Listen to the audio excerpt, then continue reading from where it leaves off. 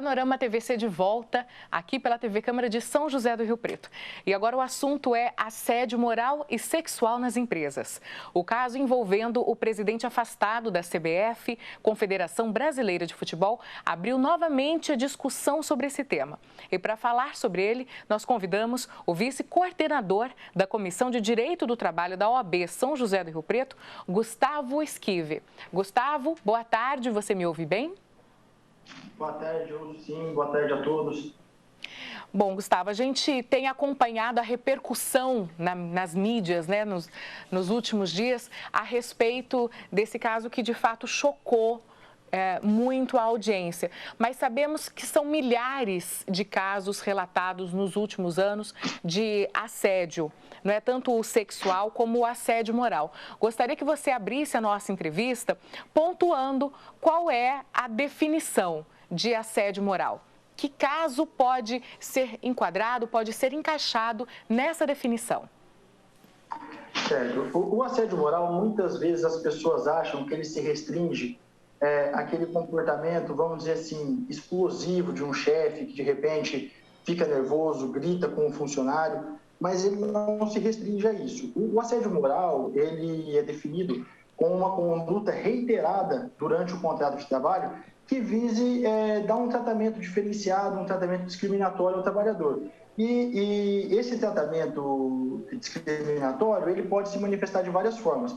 Então, ele pode ser com um tratamento ofensivo, aquele tratamento ríspido, com xingamentos, com ofensas pessoais, mas também há casos em que há decisões judiciais que, por exemplo, funcionários de alto cargo que têm uma, vamos dizer assim, uma mesa mais simples do que um funcionário que tenha o mesmo cargo, que tenha retirado, por exemplo, algum benefício que seja dado para um par da mesma função. Então, o assédio moral, ele é bem amplo, assim, ele pode ser, mas, se a gente resumir, seria essa questão desse tratamento diferenciado dado a algum funcionário. De repente, um isolamento, né? A gente vê em algumas empresas quando há tratamentos de isolamento, né? O famoso colocar na geladeira também. Isso pode ser considerado assédio moral? Sim, sim. Inclusive, a questão do ócio, de repente você colocar o funcionário chega, bate ali o ponto para começar o trabalho e fica o dia todo sem fazer nada. Aí chega, dá 6 horas da tarde, ele bate o ponto para ir embora e não foi passada nenhuma tarefa para ele. Então, essa também é uma forma aí de assédio moral. Não passar tarefa ou então passar tarefas impossíveis também, de repente, aquelas metas super difíceis de serem alcançadas? Também. Aquela coisa assim, da cobrança excessiva. Lógico que a gente sabe que cobrança, ela sempre vai existir em qualquer ambiente de trabalho. Mas essa cobrança, ela não pode, sob nenhuma hipótese, ultrapassar o limite do razoável, né? Não pode ser uma cobrança que gere um estresse excessivo, um trauma excessivo, isso também pode se considerar um assédio moral. Bem, e quando a gente fala de assédio, é muito comum a gente pensar de cima para baixo, né? Do chefe para o subordinado. Existem outras formas? É possível que o assédio moral seja praticado para profissionais do mesmo nível hierárquico? Sim, existe. E existe, inclusive, apesar de ser muito mais raro, o assédio moral que parte dos subordinados para o superior, que seria também aquele caso em que, por exemplo, é um novo chefe no setor e os funcionários resolvem assim, olha, nós não vamos fazer nada do que ele manda, nós vamos tentar queimar o filme dele com a gerência. Então, apesar de ser mais raro o assédio moral ele ser o mais comum, existe também do mesmo nível hierárquico, que aí costumam ser aquelas piadinhas de mau gosto que às vezes os colegas de trabalho fazem, e também esse do subordinado para o superior. Bem, e aí agora a gente parte para o assédio sexual, né? A gente viu aí nessas últimas notícias, como eu comentei no início da nossa conversa, alguns diálogos foram divulgados, diálogos que interferem muito na intimidade, não é, do funcionário, que tem uma conotação sexual muito evidente. Via de regra, é assim que acontece? O assédio sexual, ele não é só quando chega naquele ponto das mensagens que foram divulgadas, que ali é uma coisa assim, bem explícita, né? Mas, por exemplo, às vezes aquelas, vamos colocar entre aspas, brincadeirinhas entre colegas de trabalho, ou às vezes você pede uma ajuda para o seu colega de trabalho e ele vem e fica tentando forçar um toque, alguma coisa assim. Isso também, tudo que gere um constrangimento ele pode ser interpretado como um assédio sexual. É lógico que no caso em que você trouxe como exemplo aí do presidente afastado da CBF, foi uma coisa muito mais explícita, né? que muito mais invasiva do que esses exemplos que eu estou dando, mas isso também pode vir a configurar um assédio sexual. E para fazer uma denúncia, o que o funcionário deve observar? Ele primeiro deve procurar um superior, no caso um superior confiável, né, que ele possa contar nessa situação, deve reunir provas. Como que tem que ser esse processo? A questão do assédio sexual, um dos grandes problemas que existe é a prova, né?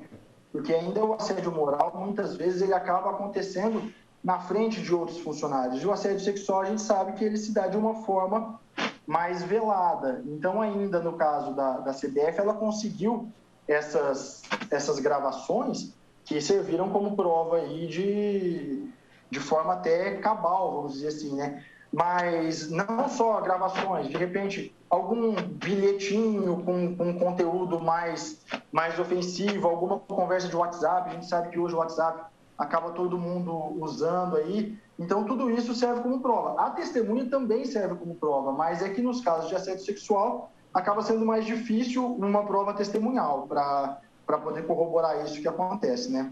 E aí o ideal é, logo no princípio, procurar um advogado para receber esse tipo de orientação, para de repente até já ingressar com o processo? Sim, porque o que acontece? A empresa ela é responsável pela atitude dos seus funcionários. Então, num caso de assédio sexual ou mesmo de assédio moral, o empregado ele pode, inclusive, pleitear na justiça a rescisão indireta do seu contrato de trabalho, que é o que a gente chama popularmente do funcionário dar uma justa causa para a empresa. Ele rescinde o contrato e recebe todos os direitos que ele teria para receber, como se ele tivesse sido mandado embora. Porque é responsabilidade da empresa, além de responder pelos atos dos seus funcionários, dos seus prepostos, zelar pelo bom ambiente de trabalho. E a gente sabe que quando acontece esse tipo de conduta, o ambiente de trabalho ele já não é bom, né? E para o assediador, o que pode acontecer para essa pessoa? Que tipo de punição ou penalidade ele pode sofrer?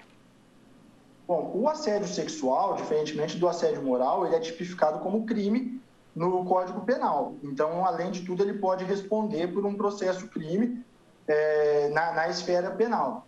E na esfera trabalhista, esses funcionários eles estão passíveis à demissão por justa causa, diante aí dessa conduta inapropriada. E o que você tem observado com relação ao feedback aí, as punições que a Justiça determina? A Justiça vem responsabilizando de forma exemplar os assediadores?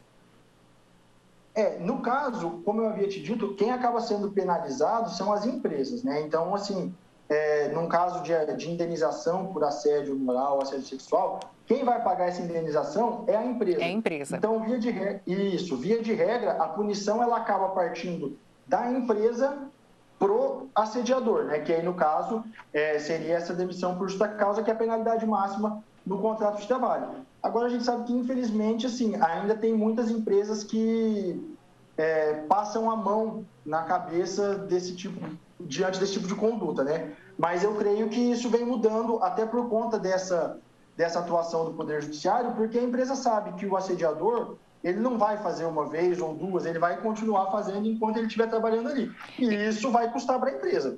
E como você colocou, em alguns casos, você usou até uma expressão, passar a mão, né?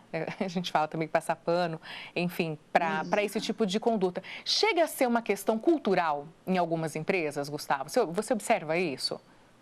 Sim. Nós vemos que tem empresas que tratam isso de forma muito mais profissional, que possuem departamentos de compliance bem estruturados, que recebem essas denúncias e, de fato, investigam. Mas, infelizmente, a gente sabe também que existem muitas empresas em que, às vezes, é um funcionário mais antigo, que já tem muitos anos de casa, é um bom funcionário em termos de resultado, e o pessoal acaba meio, não, mas é o jeito dele, é assim mesmo, e vai ficando. E não dá para aceitar, né? Em 2021, a gente não pode mais aceitar esse tipo de conduta. Me diz uma coisa, quando no caso do assédio moral, quando é pedida alguma indenização, como é que o valor é calculado? Como é que é feita essa conta? Então, certo.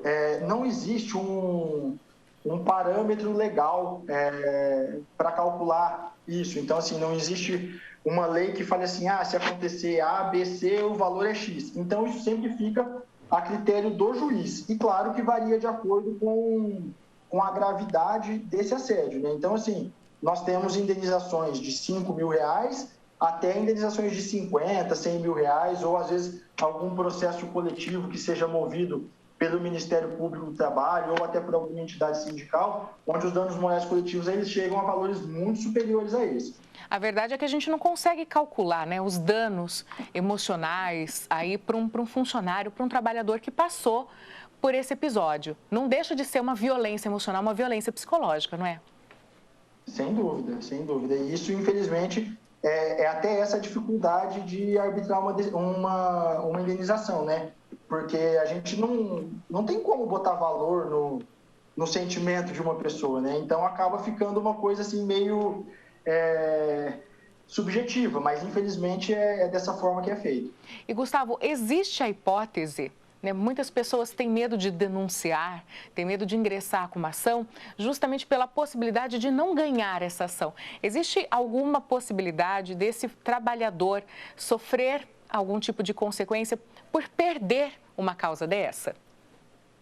Sim, desde 2017, com a reforma trabalhista, todo trabalhador que venha a perder uma ação, ele vai ser condenado ao pagamento de honorários sucumbenciais, que são os honorários que são pagos pela parte que perdeu para o advogado da parte que ganhou o processo. Então, até 2017, nós não tínhamos esse tipo de cobrança. E aí, com a reforma trabalhista, foi instituído isso, e esse valor ele pode variar de 5% a 15% do valor do pedido que foi negado pelo juiz. Então, o caminho é mesmo procurar um bom advogado, se orientar, reunir, aí, se possível, testemunhas, né? Como a gente falou, em alguns casos é mais difícil, mas é importante que tenha esse embasamento, testemunhas, provas, porque, afinal de contas, esse processo todo é uma defesa emocional, uma defesa física, a defesa do próprio valor de trabalho. Sim, e é uma coisa assim que, por mais difícil que seja para a pessoa, de repente, ficar remoendo isso num processo, ficar relembrando tudo o que aconteceu, ainda assim é a maneira mais efetiva de que a cultura das empresas que ainda mantém esse tipo de funcionário trabalhando, ela seja alterada, porque isso aí vai doer no bolso. E aí, conforme as pessoas forem conseguindo mover essas ações e terem sucesso nessas ações, essa cultura, por bem ou por mal, ela vai ter que ser modificada. É assim que a gente muda o mundo, né, Gustavo? Muito obrigada pela sua participação, pelos seus esclarecimentos e a TV Câmara está sempre à disposição da OAB São José do Rio Preto para trazer informação e esclarecimentos. Eu que agradeço a oportunidade e uma boa tarde a todos. Muito obrigada.